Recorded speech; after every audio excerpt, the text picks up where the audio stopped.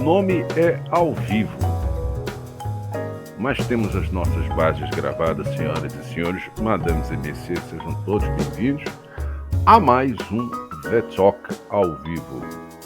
É o The Talk ao vivo, que é o nosso bate-papo, né? O nosso, como o próprio nome já diz, The Talk ao vivo, que é a base que norteia o entrevistão das edições do The Talk. A folha literária The Talk tem o seu entrevistão na parte final, e o The Talk ao vivo é exatamente a conversa em si, onde parte dessa conversa vai para o entrevistão da sua folha literária The Talk, que já está no número 8, né? E estamos apresentando aqui o The Talk ao vivo, a nossa segunda edição depois da retomada, certo? Primeiro foi com a Madeleine Alves, e o The Talk ao vivo, já contei a historinha um pouco na primeira edição, né? Quando a gente teve a conversa lá com a Madeleine Alves. O The Talk ao vivo era exatamente a coleta da entrevista, né? Que ocorria no nosso querido Ao Café, esquina de Siqueira Campos com Lobo Viana. Hoje lá funciona um wine bar. Enfim, dos nossos queridos da Claudinha, Maurício Tenreiro, que eram os proprietários do Ao Café, isso em torno de 2013. 2013, parte do projeto avançou um pouquinho em 2014. E aí nessa retomada, uma retomada meio confusa por causa de pandemia, agora a gente pode retornar, mas não existe uma unidade de produção e custa muito caro manter uma unidade de produção para fazer as coisas ao vivo, né? Captando áudio e imagem com um mínimo de qualidade para poder fazer o The Talk ao vivo nos moldes, como ocorria no ano de 2013. Vamos utilizar as experiências da eletrônica para a gente conversar com os nossos convidados, com as pessoas que participam do entrevistão na folha literária The Talk. Nessa edição, vamos ver se eu consigo fazer o enquadramento. Williams Wilson é o nosso entrevistado, é o nosso entrevistão do número 8 do The Talk. Eu estou apresentando aqui para vocês o primeiro trabalho dele, que é o Certas Coisas, tá? Eu tive contato com esse livro no Encontro de Escritores, acho que é Encontro de Escritores Santistas, foi em 2019, lá na biblioteca Mário Faria. É Mário Faria?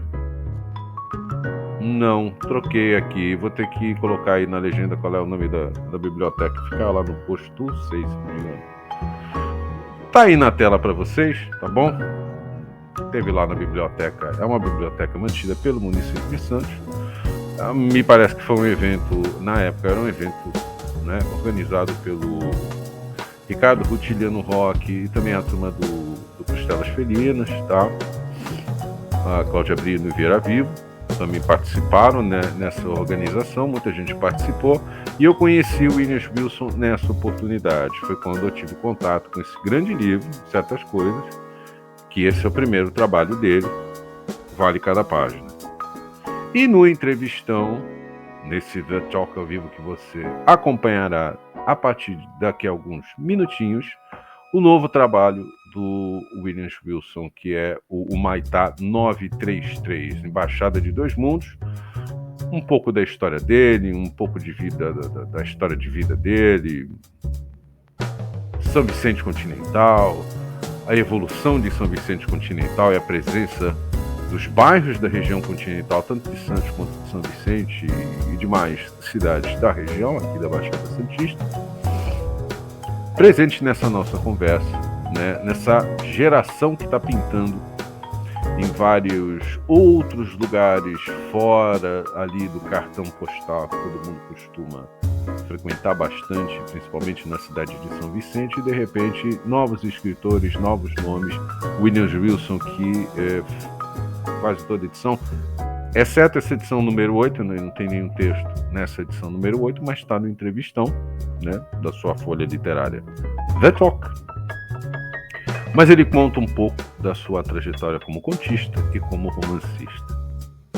Senhoras e senhores, antes de eu finalmente partirmos para aquilo que interessa, que é a conversa em si, só um detalhezinho que é questões técnicas, né? Que a gente sempre tem que, é bom a gente lembrar, explicar um pouquinho, que é o seguinte, é óbvio que vocês vão sentir uma diferença muito grande entre o microfone que eu uso, esse aqui, que eu sempre uso nos nossos bate-papos, e o microfone do entrevistado. Muitas vezes é uma chamada de vídeo, depende muito da qualidade da conexão da internet, tanto minha quanto do local onde o entrevistado ou a entrevistada se encontra, e muitas vezes o microfone não é lá aquelas coisas, então de repente tem uma perda de áudio muito grande, ou seja, minha voz fica muito alta e a do entrevistado fica muito baixa, até porque a maioria dos entrevistados trabalham com celular, né? Eles utilizam o celular e às vezes tem microfone de lapela para esse celular, às vezes não.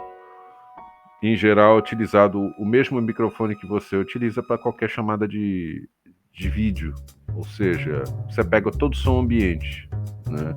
Se o local onde aquele entrevistado ou aquela entrevistada se encontra não tem uma boa acústica, vocês começam a sentir a diferença, né, da captação do microfone local, do microfone do ambiente, do telefone celular, e o meu que está microfone próximo da boca, dá esse degrau e tal. Então já de antemão pedimos desculpas por conta desse degrau. A gente tentou o máximo, fazer o máximo para tentar equalizar, não dá muito essa diferença, mas fica complicado, né, para mexer na trilha de áudio com um mínimo de qualidade para poder, né, essa diferença não ficar tão grande, porque a minha captação é uma próxima da boca, e muitas vezes a captação do entrevistado ou da entrevistada é a ambiente, é o próprio microfone que tem no celular, tá bom?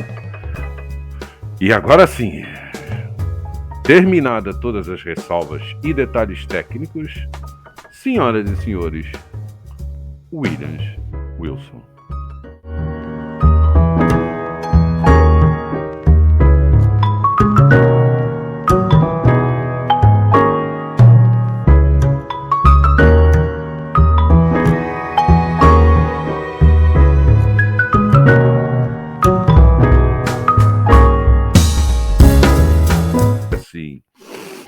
Conta um pouco pra gente a história do Maitá 933, que é o teu novo livro, né?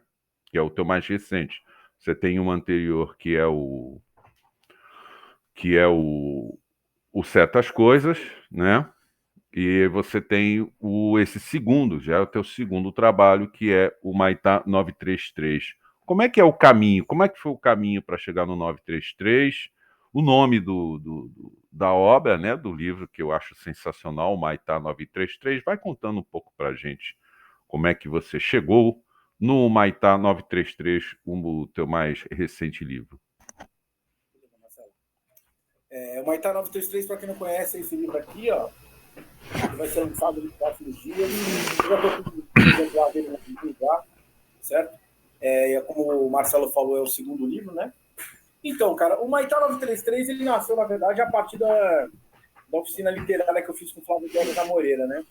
17, 18, até comecinho de 19, eu fiz duas oficinas com o interessantista, o Flávio Viegas Amoreira, né? Um cara que, depois que eu fiz essa coisa, eu tinha uma necessidade de ter um aprendizado, mas a gente sempre tem essa necessidade de aprender um pouco mais, de buscar novas informações, de ampliar um pouco mais o horizonte. E eu comecei, muitos desses textos na verdade, foram produzidos para a oficina dele, e eu fui fazendo os textos, tal, que eram os exercícios semanalmente, fiz um esquema de toda semana a gente levar um texto sobre um tema variado, ele lançava um tema e a gente desenvolvia uma história a partir daquela situação que ele tinha sugerido para a gente. Aí eu fui juntando os textos, ele falou, pô, os textos são legais, acho que dá para compor um livro. Só que até então eu falei, beleza, eu vou juntar, e quem sabe onde que a gente vai parar. E aí acabou a oficina literária e tal, eu achei que eu tivesse um livro pronto, dei para ele leu, tal, gostou, e falou, cara, eu tenho o nome do teu texto, o nome do teu livro, que é o Maitá 933, né? Bingo. É um um dos textos do livro, né? Está aqui. E a ideia do livro mesmo só amadureceu no finalzinho da oficina dele, que ele falou que ele me deu um livro chamado Pequenos Poemas de Prosa, que é do Baudelaire, né? Os grandes artistas da literatura de todos os tempos aí. E é um texto bacana. Embora a poesia não seja meu forte, ele não é um livro de poesia, mas é um texto de prosa. Embora tenha muitas referências poéticas, não é a poesia como a gente em estrofe, mas na forma narrativa. E a partir disso deu essa direção do livro. O que é o livro do Baudelaire? É um livro que o cara sai no mundo contando histórias, situações, vivências, refletindo sobre a vida, sobre situações que ele passava, que ele retratou, né, durante esse tempo todo. E mais ou menos é isso, o Certas Coisas, né? O Certas Coisas, Certas Coisas não, desculpa. Certas Coisas, ele é um livro de contos e crônicas, que é usando. E o Maitá 933, ele já não é um livro tão preso, digamos assim, à narrativa convencional. Ali eu uso, sei lá, elementos da poesia, elementos da crônica, do conto, da reportagem. Tanto que eu não costumo chamar meus livros de livros de contos ou de crônicas. Eu chamo de livro de pequenas histórias. Assim. Porque isso me dá uma liberdade de, tipo assim, de eu compor as histórias, de buscar os assuntos, não de uma forma, digamos assim, tradicional. Não digo da empresa, mas tradicional. Mas, e aí foi isso dessa forma para ele. Foi dessa forma que surgiu o Maitá 933. E o título do Maitá 933 realmente é uma história sobre uma viagem do Maitá 933, que é uma linha de ônibus que atende aqui o bairro do Maitá, onde eu moro, né, que na área que faz a ligação entre Santos, Maitá, Santos, Maitá, que é o Maitá 933, que é a linha acho que mais tradicional daqui. Se não me engano, foi a primeira que foi feita aqui, né, do bairro, porque ela atendia muitas pessoas que atendiam. Trabalhava no Porto de Santos, no mercado. O Maitá tem um bairro que vai completar 40 anos no ano que vem. E a partir desse ponto de vista. E o 933 surgiu também desse conto, na época, eu ainda não acabei de ler, mas eu gosto muito do livro do Bolanhos, lá, o 2666, e eu acho aquele livro sensacional. Eu falei, porra, o Maitá 933, o Maitá é forte, 933, e juntou. Embora a linha é 933 no Maitá, eu inverti. Eu fui pesquisar para não ter problema de autoria, eu inverti. Mas embaixada de dois mundos, assim, pesquisar. 933 no Maitá, mas eu inverti e achei que ficou bacana. E o Flávio falou, cara, é esse livro. Aí esse livro eu achei que no final de 2019, eu achei que estava pronto. Aí teve a questão da Ponte dos Barreiros aqui, né? Que é uma continental. Que foi um drama, né? Foi um drama, né? Tem sido um drama. Foi sério. Também, e eu compus, eu acabei colocando uns trechos referentes à ponte. Aí veio a pandemia, 2020, né? 2020 veio a pandemia. O livro cresceu um pouco também porque surgiu outras ideias, outras possibilidades literárias também. Em 2021, realmente ele ficou pronto. Até junho, julho, foi quando eu comecei a mandar para as editoras, para poder fazer análise crítica. Mandei para algumas pessoas, você também foi uma das pessoas que eu mandei na vida para fazer comentários, de fazer apontamentos, o que ele era bom, o que era fraco. E foi isso. Em final de 2021, eu lancei o canal 33, Embaixada de Dois Mundos. Eu estou vendo um local onde eu vou conseguir fazer o lançamento. Muito provavelmente vai ser aqui no Céu das Artes, aqui no Maitá, o primeiro lançamento. Depois a gente combina outros espaços para a gente estar apresentando. Só para eu fazer um adendo, para quem eventualmente estiver assistindo essa nossa conversa e não é da região, a cidade de Santos e São Vicente, elas possuem região continental, tá? Então, se você pegar, por exemplo, a extensão da cidade de Santos, é metade da ilha de Ibiza, mais ou menos, né? Então, você pega a ilha de Ibiza, corta pelo meio, é o tamanho da cidade de Santos. Por exemplo, faz divisa com Mauá, Santo André, vai lá para o ABC Paulista, a divisa da cidade. Só que no caso, por exemplo, de Santos, para você que está assistindo essa nossa conversa e não é daqui, praticamente 60%, 70% do continente é área de ecossistema. Então, os bairros de Santos que estão na zona continental, eles são minúsculos e você não pode fazer muita coisa lá, porque você tem que pedir autorização do Ministério do Meio Ambiente para reformar o banheiro da tua casa, por exemplo. O negócio é bem rigoroso. Essa Santos, que a galera conhece, que vocês conhecem e tal, do Santos Futebol Clube, da praia, do Porto, é a ilha. Só que a ilha é minúscula, ela só tem 40 quilômetros quadrados, é uma cidade que literalmente empilha a gente, né? Tanto no caso de Santos dá 40 quilômetros quadrados, deve dar mais ou menos a mesma coisa, talvez um pouquinho menos, do lado, né, a banda oriental da Ilha de São Vicente, que é a banda ocidental da Ilha de São Vicente, que é a própria cidade de São Vicente, que também possui os seus bairros na zona continental. Então, se porventura você estiver assistindo, né, esse nosso bate-papo aqui, esse The Talk ao vivo, e não é da região, o William está falando da porção continental da cidade de São Vicente e eu estou falando da ilha, né? Da parte de Santos da ilha. Eu estou dentro de uma ilha, ele está na região do continente. William. E a área continental de São Vicente, ela é praticamente do tamanho da a área urbana, Isso. urbanizada, que é praticamente representa quase 40% da população de São Vicente. Assim. Só para a galera ter uma ideia. Isso, uma região que tem carências, que melhorou bastante nos últimos anos, mas, digamos assim, a parte de São Vicente ainda está um pouco mais atrasada. Dá para fazer o ponto de vista que, para Santos, a área continental de São Vicente representa o que está na zona noroeste para Santos, mais ou menos. Isso. É que, no caso, praticamente todos os bairros da zona noroeste estão ainda dentro da ilha. Né? Seria mais ou menos isso, né? Os bairros da região da zona noroeste. Eu quero dizer assim, em relação ao desenvolvimento em si, a quantidade de pessoas que representam para a cidade. Isso, Isso, a área continental está ali. Embora a área continental de São Vicente é imensa, como o Marcelo falou, a ilha é minúscula. A área continental talvez é 3 vezes mais o continente da cidade inteira. É enorme também. Porque eu ia continuar a nossa conversa a respeito do seguinte: quando eu li certas coisas eu fiquei muito impressionado com uma coisa que eu tinha lido lá na época de faculdade, quando era jovenzinho, aquele momento da vida que a gente sente saudade, que a gente era mais jovem e tal. Não tinha cabelo branco, isso, não tinha tanto aborrecimento na vida. E a gente lia numa disciplina que era a disciplina de literatura comparada, os franceses, e um deles que sempre me chamou muito a atenção, que foi o Honoré de Balzac. Em especial, alguns livros dele, e um especial que mora no meu coração, que é o Pai Goriot, que tem essa pegada do Certas Coisas, que também é encontrado no Maitá 933, tá? Que é a coisa do olho, é a coisa da observação. Dá quase para dizer que a voz narrativa do Pai Goriot é um capricorniano, no sentido de observação dos costumes, mas não no sentido de aplicar julgamento. É uma coisa meio rodriguiana, a vida como ela é.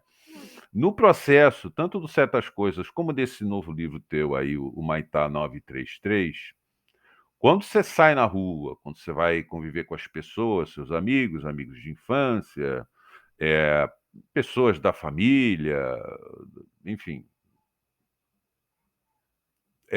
qual seria, nesse caso, os teus pontos de observação? Você observa tudo, ou alguma coisa específica, ou alguma coisa que está muito subjacente? Como é que é esse olho Williams Wilson, quando ele está na rua? Quando ele vai fazer as compras, vai visitar os amigos, vai beber cerveja em boteco. Esse olho está treinado para quê nessa observação? Então, Marcelo, eu acho que eu deixo a vida acontecer. Essa observação foi bacana, da vida como ela é. Assim. Eu estou sempre de olho, numa história, numa fala, em algo que dê uma boa história, né? Tanto certas coisas quanto o 933, eu acho que eles não sairiam se não tivesse essa observação. Tipo assim, eu não saio com essa preocupação, mas eu procuro não deixar passar algo que me chame a atenção. Sei lá, por exemplo, deixa eu marcar aqui, marcar 933. um dos textos aqui que é chamado Terra Estranha. É sobre uma história de uma festa que uma mulher foi uma conhecida, estava contando no ponto de ônibus, contando sobre uma festa no final de semana que ela foi passar aí no interior, no litoral sul de São Paulo. Teve uma outra situação que foi a do Lugar Especial também, que é um dos contos também, pequenas histórias aqui do texto. E a mulher ela começa a contar falando a história dela, que estava numa festa e estava na época de um prêmio de loteria, desses de Mega Sena de final de ano e tal. E a gente começou a bater papo, estava tendo uma festa, foi até uma familiar. Ela falou: o que você faria se você ganhasse dinheiro daqui? Sairia daqui e tal. E ela me deu uma frase tão bonita que eu guardei, que ela falou assim: cara, eu não sairia daqui, eu ficaria aqui no Maitá mesmo. Ficaria aqui no Maitá. Ela falou assim: cara, aqui para mim é um local especial. Local para mim é um local que eu gosto muito, um local que eu me identifico, é o meu lugarzinho no mundo, na Terra. Ela fala assim: é como se aqui tivesse um local tão especial que eu me via mesmo rico. Eu falei: mas você tem tanto dinheiro, você poderia fazer. Não, mas acho que um pouquinho da minha felicidade está aqui. E eu falei: ela falou bem isso, uma frase especial e ficou. Então, eu procuro, assim, tipo assim, ver situações, ver a partir de uma frase, a partir de um ponto de vista. Mas eu não tenho essa preocupação de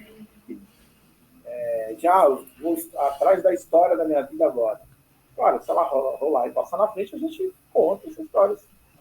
E ao mesmo tempo, é uma forma que também que eu entendo questão de desmitificar a região. Assim, né? A região, como eu falei, é carente, pobre, mas as pessoas têm muito uma visão daquilo que é pobre, miserável, violento, e que todo mundo que mora lá não presta. Não, não é isso. É um ponto de vista, né? É um ponto de vista. Já foi mais carente hoje, como uma cidade. Hoje é uma cidade que tem os seus defeitos e qualidades, como todas as cidades do mundo têm. Feridas, bizarrices, como todos os lugares do mundo têm. Eu vou falar para você o seguinte: não dá brecha que a gente pergunta. Quase que a queima-roupa. Se você ganha o seu primeiro milhão ou seus primeiros 2, 3 milhões, você sai do Humaitá? Boa pergunta, cara. Porque isso deve ser, eu acredito que isso deve ser uma pergunta muito, quase que de foro íntimo para cada morador dos bairros da região do Maitá, porque não é só o Maitá, tem vários bairros aí. No entorno, tem vários bairros na região continental de São Vicente. E, de repente, as pessoas se veem na seguinte situação: queremos lutar pelo melhor, queremos ter boa condição financeira e, consequentemente, material, porém, essas pessoas devem se sentir muito divididas. Tipo, agora que eu tenho a condição material, capaz de eu não sair aqui do bairro, por causa da coisa da raiz, que a gente chama de o arraigar, né? O enraizamento da pessoa que cresceu dentro desses bairros, nessa região desses bairros, da parte continental da cidade, né? Deve acontecer mais ou menos alguma coisa parecida com Nova York, uma pessoa que mora na região continental, de repente tem dinheiro para burro para morar numa região nobre de Manhattan e não sai daquele bairro, né? Tem esse debate aí entre vocês, tipo, ok, de repente eu estou até com uma condição financeira boa, mas não vou sair daqui, não. Hoje no salão, a gente estava agora cortando cabelo, a gente estava falando justamente sobre esse assunto. É um assunto nova-iorquino. Por que surgiu esse assunto? Né? A gente estava falando que um amigo lá falou que tinha umas festas bacanas lá no Capão Redondo, em São Paulo. Aí ele falou que foi numa festa lá, tal, não sei o quê, uma festa de rua, desses tipo pancadão e tal. Ele estava contando lá que foi lá numa festa e tal. Aí ele foi comentando, dizendo que o Mano Brown não era bem visto lá. O Mano Brown não era mais bem visto no Capão. Mas por quê? Ele falou, não, que rola um ressentimento dele, porque como Racionais é muito difícil ganhar muito dinheiro pra cá, eu só grana só fora. Foi embora, para um lugar de lugar. Ele antes de você continuar, ele que foi aniversariante do último dia 22 de abril. Foi ontem, né? Né? Isso. Aí nós estávamos comentando, eu falei, cara, mas o que impede do cara sair? Não é uma árvore, não tem que estar enraizado, né? Não tem a possibilidade de você chegar a ter outras experiências de vida, né? Não tem outra experiência de vida. Eu acho que eu sairia assim, né? Mas sem perder a sua identidade, sem, tipo assim, dizer da onde que eu sou, da onde que eu fui criado, assim, eu não vejo isso como uma ofensa. Eu não vejo isso como uma ofensa. Tanto que, eu não vejo, eu acho isso uma possibilidade. Uma possibilidade. Acho que estamos abertos a tudo, né? Uhum. Isso vai permitir que você tenha outras experiências de vida, de conhecer outras pessoas, de conhecer outras realidades. Eles não te impedem, não. Eu não ia te fazer essa pergunta, mas já que apareceu, né, a oportunidade, você acredita que a galera lá do Capão Redondo, se eu não me engano, eu acho que, eu não sei, eu acho que, se eu não me engano, o Racionais era do Parque Santo Antônio. Deve ser mais ou menos por ali na região. Eu não conheço Na bem. região ali do Capão, né? Isso, da Zona Sul de São Paulo, de fato, eu não conheço geograficamente a posição. Parque Santo Antônio, Capão e tal. A gente sabe que é, se eu não me engano, na Zona Sul, na porção sul da cidade. Mas você acha que, de repente, rola, para quem ficou, quem não teve a mesma oportunidade ou teve que sofrer filtros diferentes, uma espécie de ressentimento ou dor de cotovelo, inveja, sei lá, essas coisas? Então, foi mais ou menos essa conclusão que a gente chegou. Foi justamente isso. Pô, o cara ganhou dinheiro, largou tudo e tal, não sei o quê. Ah, cara, como eu falei, experiências novas, né? E a gente até brincou, falei, ó, o cara, citamos até o exemplo também do pessoal que ganhou agora na Mega Sena da Santos Brasil, outra empresa lá em Santos, por 44 mil pessoas. Rapaz, não foi a Santos Brasil, não, foi Marimex. outra. Marimex, né? Marimex. Foi da Marimex. Marimex. Uhum. Eu falo, cara, muitas dessas pessoas que vieram moravam em bairro pobre, quebrado e tiveram que sair. Até por uma questão de segurança. Uhum. É uma questão de segurança e opções, oportunidade de vida. A pessoa está ali porque não tem outro lugar para ir. Mas aqui no desprezo não, cara. Aqui eu acho que é um bairro bacana, tem as suas qualidades e defeitos, como todos os lugares têm. Mas se um dia tiver grana, tiver possibilidade de sair, por que não? O que melhorou aí? Porque é assim, a minha pergunta é baseada na seguinte situação. Isso acontece muito em relação a outras grandes cidades brasileiras, Belo Horizonte, Rio de Janeiro, Curitiba, Recife, né, que tem muito dessa coisa da vida. Eu vou chamar aqui de suburbana, tá? Você tem a urbana e a suburbana, tá? Que são as regiões que a carência é muito grande, né? E essas regiões, durante décadas, quando elas são retratadas na música, ou no cinema, ou até mesmo na literatura, acho que na literatura nem tanto. Eu acho que o carro-chefe aí é mais o cinema. Casos, por exemplo, de grandes sucessos internacionais. Vamos citar aqui um dos grandes filmes que fez um sucesso absurdo, principalmente na Inglaterra, mas que é baseado num livro, né, do Paulo Lins, que é o Cidade de Deus. E, de repente, criou-se uma espécie de... Bom, se eu for abordar as regiões pobres das cidades brasileiras, e eu não estou falando só de capital. Por exemplo, São José dos Campos tem 1.800.000. Então, a quantidade de pobre lá é absurda. Acho que Campinas deve estar com esse mesmo número, em torno, já chegando a 2 milhões. É quase que a mesma população de Belo Horizonte no início dos anos 2000, quando eu morei lá. Por exemplo, né? Você tem regiões, por exemplo, tipo Maringá, Londrina, deve estar em torno de 1 milhão, ou seja, você tem as partes mais afastadas da cidade, onde há, de fato, uma carência, falta de dinheiro, carências materiais, emocionais, psicológicas, educacionais, toda forma de carência, tá? Mas, em geral, quando essa região ela é retratada, em geral, a primeira coisa que vem à cabeça da pessoa que não frequenta esses espaços dentro da cidade onde essa pessoa mora, a primeira imagem que vem é do Cidade de Deus, né? E, de repente, quando a gente vai ler os teus livros, não é que não tenha esse tópico. Tem, mas por um filtro diferente, um olhar diferente, uma abordagem diferente. E a gente está começando a perceber que nessas regiões mais pobres das cidades brasileiras, e eu não me refiro só a capitais de estados. Tem cidades brasileiras que são enormes e não são a capital do estado, são cidades muito grandes. Que quando a gente vai ler a literatura produzida nessas regiões, a abordagem é outra, já não é mais uma abordagem Cidade de Deus, Paulo Lins, cinema, a coisa do Cidade de Deus, a coisa da favela, a coisa da pobreza e, em especial, da violência. Vocês já começam a retratar a transformação desses lugares que antes eram violentos com lugares que o nível de urbanização cresceu, a população mais jovem, que veio substituir os mais velhos, eles já não estão mais no crime, eles estão em atividades civis, trabalhistas, enfim, ou estão com, às vezes, até com pessoa jurídica individual, eles começam a fomentar, inclusive dentro dessas regiões, até mesmo startups, tá? Suas próprias empresas, com seus próprios negócios, o que a gente chamaria, grosso modo, de empreendedorismo. E você é um desses autores que está trazendo essa nova, né, configuração dessas regiões. Tá? E a minha pergunta é mais ou menos nesse sentido.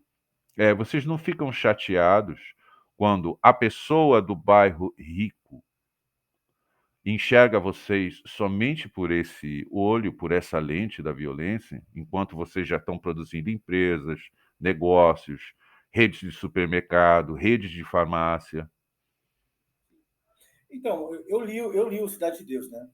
Cidade de Deus, foi um trabalho, acho que do Paulo Lins, acho que mestrado, Isso, doutorado, assim, que ele retratou um período da cidade do Rio de Janeiro, que foi o crescimento da Cidade de Deus. Uhum.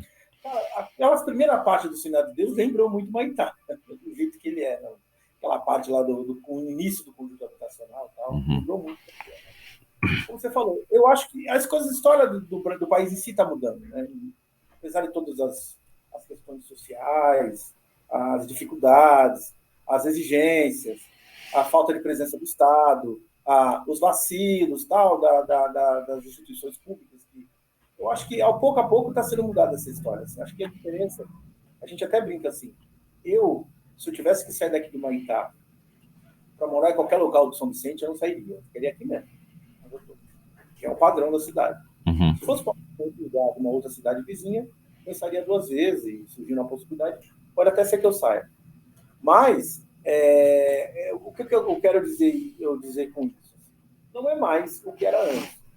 Até mesmo no livro do Cidade de Deus, lá do Paulo Lins, eu acho que foi dado uma evidência muito grande de um lado perverso, criminal da comunidade. Uhum.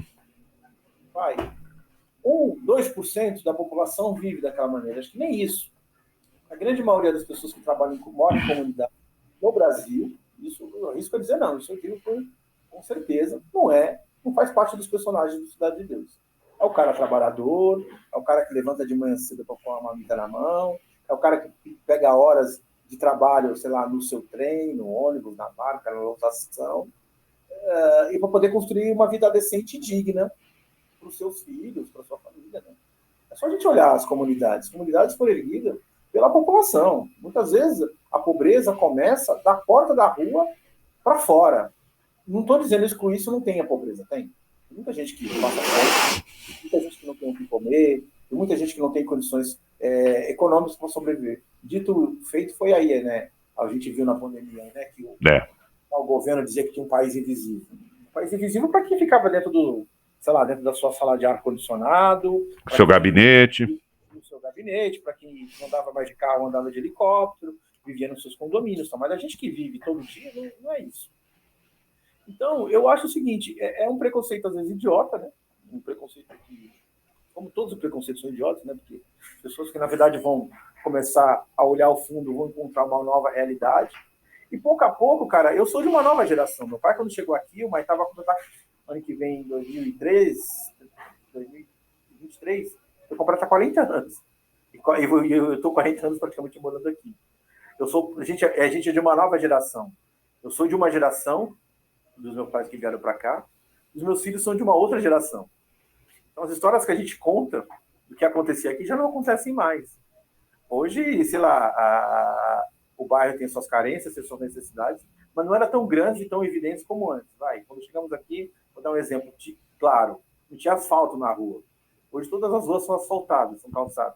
Que era coisa básica, coisa que a gente não tinha. Linhas de... claro, eu acho que falta investimento maior do poder público, certo? Em fazer, por exemplo, fazer atrativos para que a juventude fique em casa, a molecada que fica em casa, meter uma escola profissionalizante, uma atividade esportiva, talvez isso é o que deixa a desejar, certo? Eu passei minha infância e juventude aqui, hoje meus filhos já é mais complicados para eles, né? Meus filhos hoje a gente, coloca na escola, eles estudam fora, eles são obrigados a fazer esporte, porque são essas necessidades que, fora do bairro, que necessidade que o bairro não apresenta em si.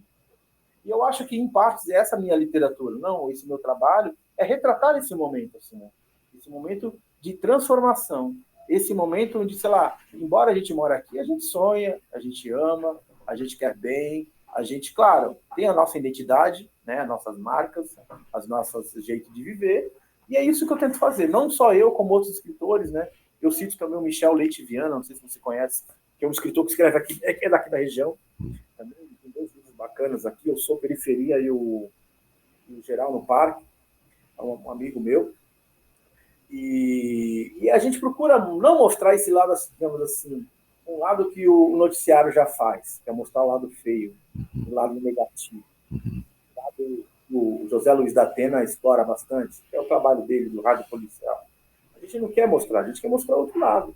O lado do dia a dia, o amor, as histórias bonitas, sensíveis, até questões sociais também, né? Como a gente procura fazer. Mas eu acho que é isso. Eu acho que a gente retrata um outro momento do país.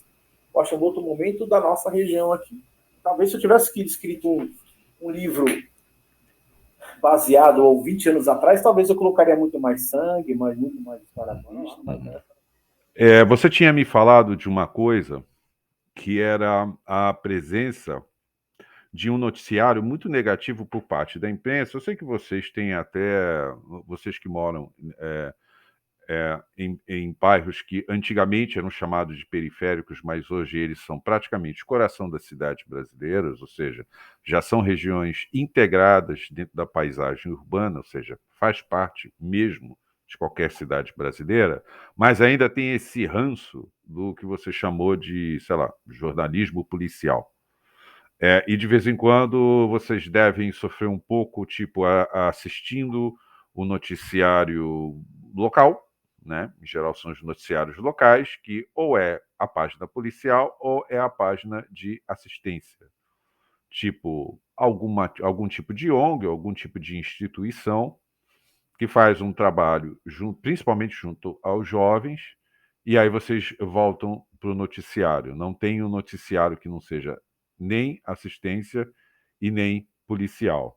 Ou seja, me parece que nas redações tem uma espécie de, vou chamar aqui de preconceito, ou um olhar muito, como é que eu poderia dizer, um pouco eu vou chamar de rançoso, preconceituoso, rançoso, isso, ou seja, não reflete a realidade desses bairros que hoje, 40, 50 anos depois, fazem parte da cidade. Continua.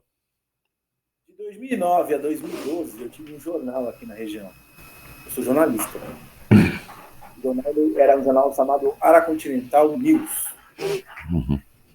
Justamente por causa disso que você está falando agora. Eu criei esse jornal, foi não uma indignação, mas uma necessidade da gente contar nossas histórias, nosso ponto de vista.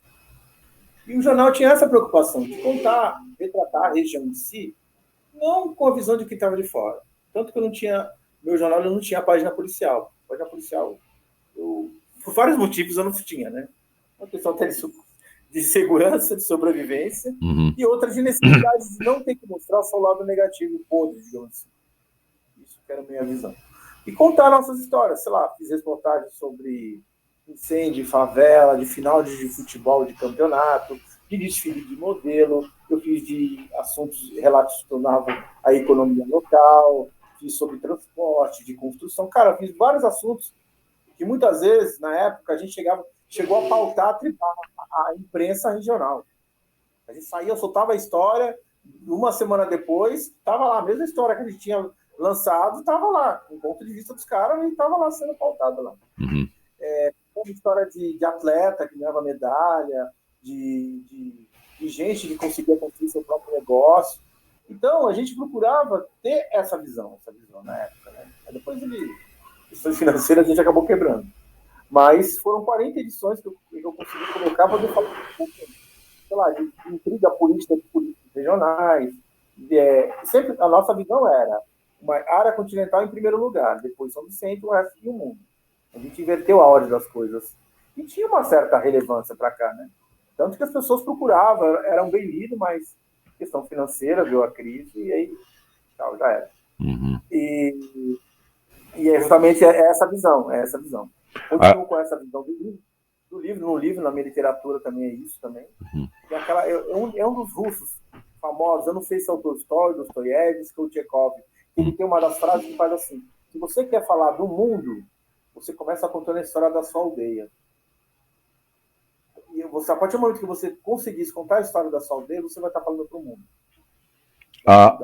As redações de jornal e hoje em dia de televisão, um dia elas mudam de ideia, elas mudam de cabeça ou vai ser assim eternamente? Eu acho que essa mudança de cabeça teria que acontecer se tivesse uma pica. Eu acho que o meu jornal morreu, mas eu achava que ele ainda seria muito útil hoje. Hoje seria talvez um canal na internet ou um site, mas teria uma grande relevância. Porque é assim que a gente conta as histórias, né? A gente ia mostrar. Se muda? Não sei. Uma coisa que esse prefeito novo está fazendo, que eu acho legal, é tentar integrar a cidade. Falar que São Vicente é uma coisa só. Eu acho que a partir do momento que a cidade for vista como um braço da cidade, não só como um braço da cidade, mas ser visto como a cidade, essa preocupação, esse ponto de vista acaba. Tá. Ou, se um dia aqui se tornar uma cidade independente, ou virar uma São Vicente só. Pois é, só que nesse ponto aí... Eu acho que teria que ter muito um veículo de comunicação, já que você está falando de jornalismo. Isso, teria que ter aqui, com esse ponto de vista, contando a história da ponte para cá, como aquela música dos Nacionais, da ponte para cá. Nosso mundo é diferente da ponte para cá. Então, a gente deveria contar a partir desse ponto de vista. Acho que isso ajudaria a acabar um pouco dos estigmas, dos preconceitos, e eu acho que faria maior eco, sei lá, para as autoridades ver das nossas necessidades. Eu acho que uma história que eu contar, que eu fiz na época, que me deu bastante orgulho, que tinha na época quando eu tinha o jornal, foi que, tipo, surgiu um buraco aqui no bairro da região, um buracão. Esse buraco da Sabesp. 2 histórias. Essa foi uma. Surgiu um buracão desses que surgiu da Sabesp e tal. Um cara foi lá, caiu com um carro, outro cara foi lá, se quebrou tudo. Tinha caído, estava chovendo, ele caiu, quase morreu afogado e tal. E eu fiz a matéria. Escrevi a matéria dizendo que a matéria tinha acontecido isso, fui lá, entrevistei as pessoas, conversei. E eu tinha um blog na época, não era nem um site, era um blog. E dizendo que aquele buraco, tal. Cara, uma semana depois a gente voltou lá, o buraco não tinha mais. A Sabesp foi lá e fechou. Bom. Legal. A Sabesp foi lá e fechou. Show. Maravilha. Eu fiquei orgulhoso daquilo. Eu falei, cara, legal, as pessoas estão lendo. Então, é esse o ponto de vista. Aí teve uma outra também, que teve uma festa, estava tendo uma festa aqui numa praça aqui no Rio Branco. E todo final de semana o pessoal se juntava lá para fazer esse pancadão. Estava começando a surgir os pancadão na época. E a quantidade de gente era tão grande, porque aqui falta a área de lazer, a área de diversão. O pessoal ia para a praça e colocava os carros nas portas das pessoas. E eu contei essa história, retratei, dizendo que as pessoas reclamavam, que tinha gente que passava mal, tinha necessidade de não sair. E eu soltei uma frase. Deixei passar de propósito uma frase que um morador falou, falando o seguinte, assim, que o problema era tão antigo que nem a polícia e a prefeitura dava jeito. Cara, no outro final de semana tinha uma operação aqui. Eita! Ou seja, o problema é antigo, acabou a antiguidade. Acabou a antiguidade. Alguém está valendo. Falou, ó, é bom acabar essa antiguidade aí, porque agora... eu estou te fazendo essa pergunta pelo seguinte: a gente está falando de. Eu vou separar as coisas, tá? Então, por exemplo, é legal você ter as autoridades e outros órgãos de imprensa, principalmente em São Vicente e Santos Insular, que é onde funcionam as sedes, as prefeituras, as câmaras de vereadores e tal, eles estão funcionando dentro da parte da ilha, da parte insular, da parte ilha do negócio. Só para quem está assistindo esse The Talk ao vivo e não é da cidade, existe um grupo de comunicação centenário, muito forte aqui na cidade, que é o Grupo A Tribuna, que hoje está no comando. Inclusive, esse Grupo A Tribuna, eles são afiliadas da Globo e elas estão sob o comando, pelo menos estavam até pouco tempo, de que eu tenho notícia de uma famosa família que tem aqui em Santos, que é a família Santini. A minha pergunta, o Williams, é o seguinte: é, o quanto dessa integração continente-ilha, por intermédio dos órgãos de imprensa, vamos raciocinar pelo absurdo que você volta a ter o teu jornal e, de repente, esse jornal pauta a redação do A Tribuna, por exemplo. E que, de repente, essa integração, essa movimentação de integração à cidade única, feita pelo atual prefeito de São Vicente, ela é abraçada pelos grupos de comunicação, Diário do Litoral, a Tribuna, até mesmo jornais distantes da região, que é o Costa Norte e tal, eles começam a abraçar a ideia. Não, parte continental também é a cidade, integra todo mundo. Tá? 40% da população de São Vicente está nos bairros da região continental, integra todo mundo. Quanto dessa união ou dessa integração é um interesse corporativo, por exemplo, de um grupo como a Tribuna, em que pese que, de repente, a família Santini não seja pessoalmente muito interessada nessa integração? Como é que você consegue enxergar o quanto é corporação e política, e quanto é interesse pessoal? Porque as corporações, às vezes, são comandadas por CEOs, CFOs, presidentes, ou, quando não, famílias mesmo. Cara, eu acho que. Eu tô te falando isso só para te dar o contexto final. De repente, você tem jornalistas que adoravam o teu trabalho e liam todo santo dia. Só que o jornalista ele chega na redação, o dono da imprensa, o dono lá da redação, o dono do jornal, da televisão, meio que, né, ah, tenta dar uma descontinuidade nessa integração por interesses pessoais, pessoais financeiros, pessoais econômicos, em que pese que corporativamente seja interessante participar dessa integração, mas mesmo assim algum pé vai no freio. Essa é a ideia. Eu acho que, na verdade, é só interesse comercial, né, cara? O pessoal acha que falar daqui e falar de outro lugar, ele prefere falar de outro lugar. Né? Eu não digo isso por um tom de raiva, nem de fúria. Está me faltando a palavra correta agora. Mas eu acho, na verdade, acho que é questão de ponto de vista. A gente vai falar do grupo Tribuna que você falou. A Tribuna de Santos, o nome dele fala. A Tribuna de Santos, o nome do jornal é só esse. Diário do Litoral, mas a sede dele é em Santos.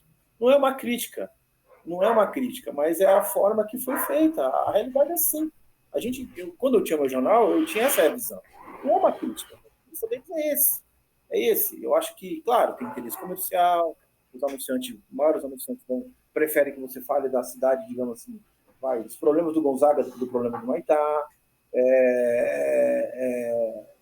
Entre falar, sei lá, do polo petroquímico do Cubatão e falar aqui da região que tem a parte industrial daqui, eu vou falar, mas é essa a questão. Por isso que foi criado o jornal naquela época, por isso que eu acho que ele teria serventia ainda hoje, para hoje, né? Talvez não fosse um site, mas um sentido, foi nesse ponto de vista. Não por ressentimento, por necessidade, né? Sei lá, a gente precisa que pessoas contem a história da Copa do Mundo entre o jogo entre Brasil e Japão, que conte o lado do ponto de vista japonês, o pessoal que vão vender jornal lá em Tóquio, e venda o pessoal aqui no Brasil, que vende aqui em Brasília, aqui no resto do país. Eu acho que é só uma questão de ponto de vista de interesse comercial. Eu acho que talvez, se aqui um dia se tornar um local mais relevante, com grandes empresas, com dar um boom econômico, talvez se mude esse ponto de vista, mas é isso. E falta um pouco mais de visão comercial, né? Acho que é isso. Eu não vejo isso como ressentimento, não. Eu entendo tudo como ressentimento, da palavra correta. Não vejo como ressentimento, não. Eu vejo só uma questão de ponto de vista mesmo de estrutura de que fomos criadas as coisas. Por isso que eu acho que é fundamental ter. Eu trabalhei em dois, né? Eu trabalhei em um jornal e criei um aqui com esse ponto de vista, que eu acho que ainda cabe aqui, que é necessário. Uma região que tem 230 mil pessoas, 200 mil pessoas aqui. É uma cidade. Né? É uma cidade, precisa de uma voz. Precisa de uma voz de todos os pontos de vista, para falar bem e falar mal. Né? É como eu gosto de futebol, né? A gente precisa de uma imprensa que cobra o nosso Santos Futebol Clube. Poder falar mal, fala bem. Qual é a participação dos entes políticos na vida desses bairros da região continental, que há 40, 50 anos atrás começaram com uma enorme dificuldade, até mesmo de rua asfaltada, e que com as melhorias que vieram para esses bairros ao longo dos 40, 50 anos, ainda há algum tipo de, vou chamar aqui de carência, ou algum tipo de privação, ainda rola algumas privações pontuais aqui e acolá. A participação política, ou a participação de política, em especial política partidária, de que forma ela pode minimizar essas carências, essas privações? No meu ponto de vista, cara, eu sou um cara que sou muito desiludido com a política, mas eu entendo que a política tem um papel fundamental na transformação social do país, em si, em todas as áreas, da região continental a Brasília. Eu acho que a partir do momento que entrar pessoas que são realmente comprometidas com a região, que não se vendam, que tenham realmente o interesse público de fazer uma história, não só uma história política, mas uma história de mudar realmente a vida das pessoas, é possível ter essa transformação em todas as esferas, né? Tanto esfera municipal, estadual, federal. E eu acho que teve muito de ação política, pessoal, que teve uma reforma numa praça, que trouxe um PS, teve ação política nesse meio. Eu acho que de muito que foi feito, se não tivesse ação política, não tivesse presença de um vereador, de um líder comunitário, muito do que aconteceu não teria acontecido. Muito do que dessas histórias que a gente conta no livro não teria sido possível. Né? Mas eu não tenho esse interesse político, não, de ficar retratando político, falando bem de político, não. O político tem que ir lá fazer o trabalho dele, por favor, não me aborreça. Porque vou te contar uma história, como é que é o pessoal da política é complexo. Eu, em janeiro, eu lancei, a editora deixou pronta a capa do livro, né? A editora tinha outras demandas, acabou deixando o meu livro um pouco mais no final, mas em janeiro a gente já tinha definido a capa. E assim, em janeiro, eu comecei em fevereiro, aí a gente já tinha definido a capa, de como seria a capa, aí o trabalho dele demorou um pouco mais e tal. Aí eu lancei, eu falei, o livro tá chegando, 2001, aí tá 933, postei na minha rede social. Teve um político que mandou vir um cupista dele e falou assim, William, se você quiser realmente fazer o teu livro, se você quiser fazer o teu livro, eu faço uma festa para você não paga nada. Eu falei, não quero não, cara, muito obrigado. Mas por quê? Eu falei, cara, pra quê? Pra você dizer que você tá apoiando a cultura local nas minhas costas? Não me leve a mal. Não me leve a mal, não quero não. Eu prefiro fazer do meu jeito. Eu colhi todas as histórias, eu não cito o nome de ninguém, de político aí, não quero estar envolvido com nada, certo? Eu não apoio ninguém e também não desapoio ninguém. Eu conheço você, mas eu conheço o lado B também. Então, no meu lançamento, eu quero que todo mundo compre o livro. Então, não me leve a mal. Para mim, não interessa, não, cara. Para mim, eu quero o contrário. Deixa eu lançar do meu jeitinho, no meu tempo. Arrumo uma grana emprestada aqui, umas coisinhas aqui, dou um jeito, alugo o meu espaço e vou tocar a bola para frente. Essa é a minha ideia. Então, acho que a política ela tem que ter suas ações sociais, suas preocupações. Eu acho que, em vez de me dar festa, vai ajudar outras pessoas, sei lá, transforma isso em cesta básica, dá para quem precisa. Em que grau, em que extensão e quais são os métodos onde essa política partidária, que é a política mais direta e às vezes a mais rasteira, e de vez em quando a mais vulgar, como é que ela faz? Quais são as mecânicas que ela faz para se locupletar, não? de atividades culturais e artísticas? Eu só estou fazendo essa pergunta para comparar o lado A para o lado B, o antigo lado A para o lado B, em que pese que o lado B hoje virou o lado A também, né? Exatamente. Hoje em dia, Então, os tem as bairros duas que eram coisas, cara. Eu chamados acho que, de na verdade, periféricos, eles viraram o lado A também. Eles também fazem parte. Mas eu acho que é essas ações, mas só que acho que a galera falta um pouco dessa visão, né? de Eu saber tenho aqui um dispensar, espaço. tipo, ó, aqui não. Então, acho que está faltando um pouco dessa visão. Aqui tem um espaço que é o Céu das Artes, e Estação Cidadania, que é o local onde eu estou lutando para ver se eu consigo lançar meu livro lá. Tá. Por quê? É um espaço de cultura que foi criado para isso aqui. Uhum. Sim. Então, se eu quiser lá lançar, sei lá, num salão de festa ou na varanda da minha casa, eu vou lançar lá, porque lá foi para isso esse espaço, né? É Uhum. para isso que eu quero. Uhum. Eu acho que está faltando um pouco dessa visão. Quem toma conta dali não é da cultura, né? Pelo menos eu fiquei sabendo assim. Aí é que Precisa tá. fazer de outra forma. O meu Falta ponto, essa visão isso, de, por o meu exemplo, fazer a ponto. promoção cultural. O ponto da Sei minha lá, pergunta é o seguinte: é a utilização da atividade cultural artística, no caso dessa política partidária, naquilo que a gente antigamente chamava de capital político. Olha, uma eu espécie de acho que isso aqui não é tem, uma cara. Eu acho espécie que de não tem. gerar créditos para você gastar com outras coisas. Por exemplo, Então, você, por de isso que eu tô repente falando, eu acho que você tem um vereador na cidade, em qualquer cidade brasileira, que está sempre apoiando a atividade cultural e artística, e antigamente se dizia transversalidade com educação. Beleza, ele vai bombando nessa área. Até que você pega ele dentro de um esquema de corrupção dentro da Câmara dos Vereadores, mas ele queima esse capital político, que ele tem uma base interessante de eleitores oriundos. eu acho que aqui em São Vicente não tem essa pessoa. Eu acho que não tem. Eu desconheço. Se tem, eu não conheço. Desculpa. Eu não sou a melhor pessoa Não, para não, eu não falar estou disso. falando de Eu não pessoas, é no conheço. sentido de a política utilizar a cultura e as artes, ou atividade cultural artística e educacional, para gerar capital político caso dê problema. Eu acho que não tem. Isso que eu estou te falando. A gente tem um espaço aqui que ele não é utilizado. O local que tem biblioteca, tem livraria, tem oficina para. Não é. Eu não vejo ninguém, tipo assim, eu vou fazer uma movimentação cultural aqui ou na cidade para que eu possa angariar pessoas em volta de mim e Uhum. essas pessoas vão depois ser os meus eleitores, os meus cabos eleitorais, as pessoas que vão trabalhar por mim. Sei lá, vou fazer. Tem uns contatos em Brasília ou lá no Palácio dos Bandeirantes, vou trazer uma verba específica para montar uma oficina cultural aqui. Eu desconheço. Se tem esse vereador ou essa ala política na cidade, eu não conheço. Eu acho que só tem a Secretaria de Cultura, né, que deve fazer esse trabalho porque esse é um trabalho dela, mas essa pessoa com essa visão, eu acho que não tem. Porque até mesmo para um político desenvolver essa visão, é um cara diferenciado. Uhum.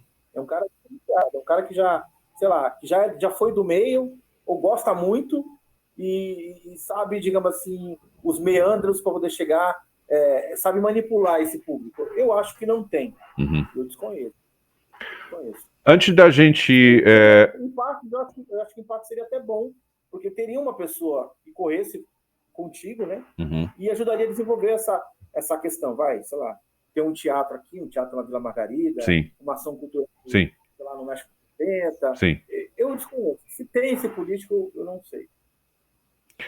Já caminhando para a gente finalizar, falando do Humaitá 933, você tinha falado dos exercícios lá no curso com o Flávio Viegas Amoreira.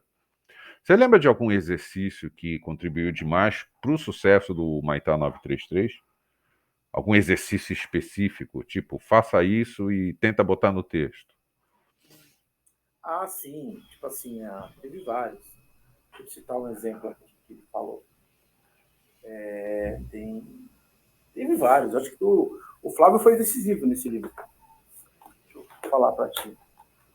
Deixa eu ver se eu lembro de alguma história aqui, porque surgiu diretamente lá de uma oficina, ou desafio literário que ele estava para a gente trazer na semana. Teve vários aqui. Vou citar um exemplo. Assim,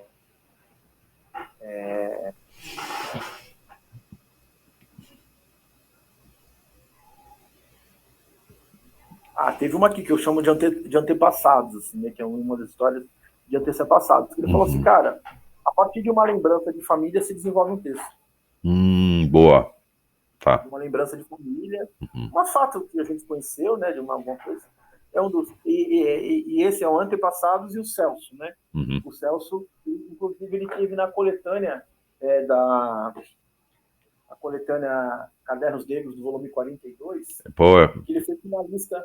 Ele foi uhum. finalista do Jabuti em 2019. Uhum. 19 para 20, a gente foi finalista do Jabuti, ficou em 10º lugar. Sim. Foi a primeira vez que os Cadernos Negros, que é uma publicação tradicional aí da cultura brasileira, que existe há 42 anos.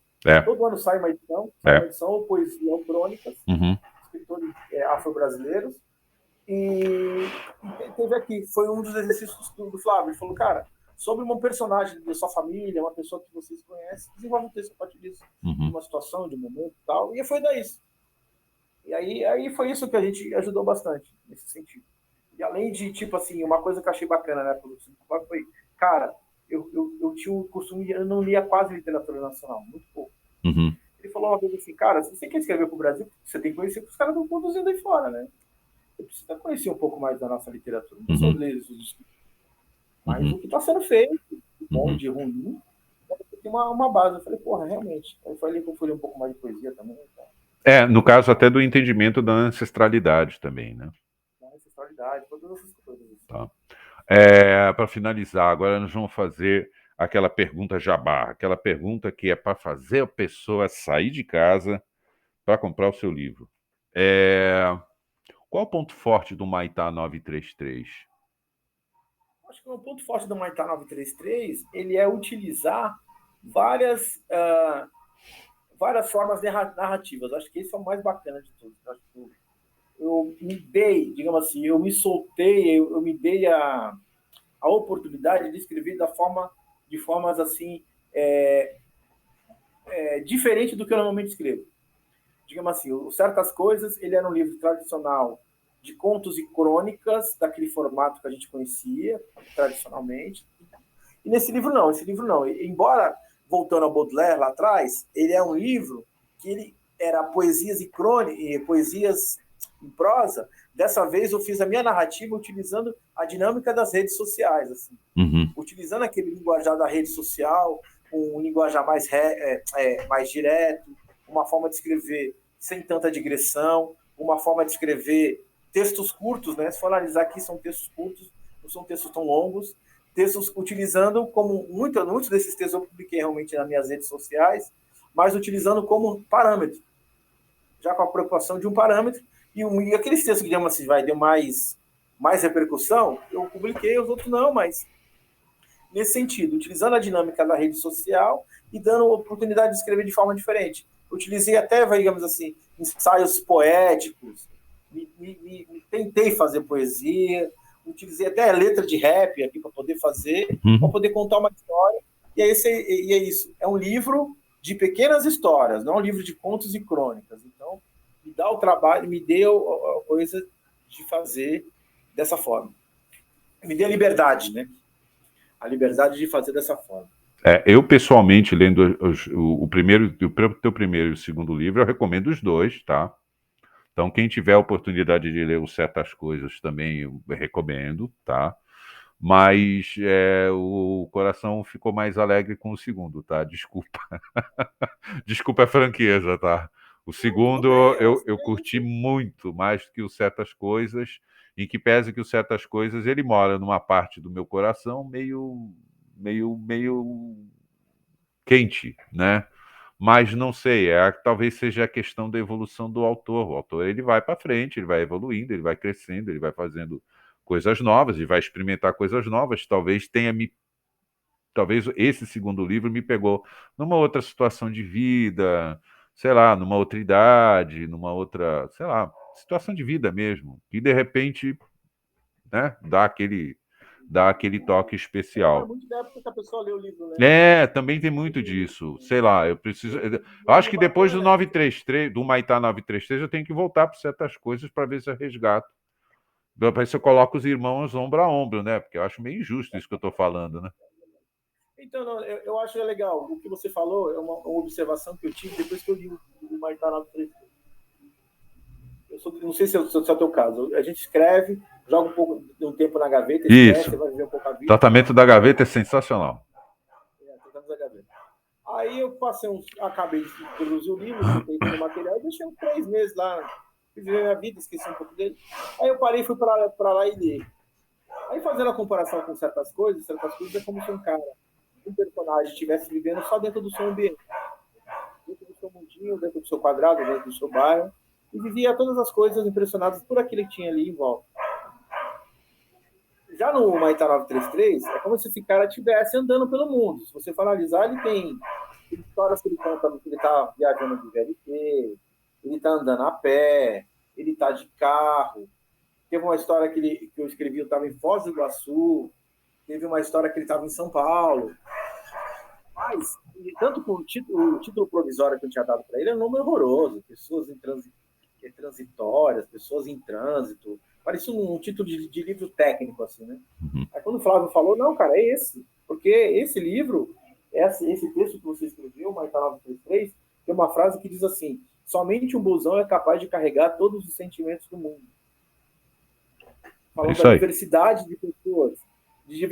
de pessoas, e falando, não, o título é esse por causa dessa movimentação do seu, digamos assim, suposto personagem. Eu falei, porra, realmente.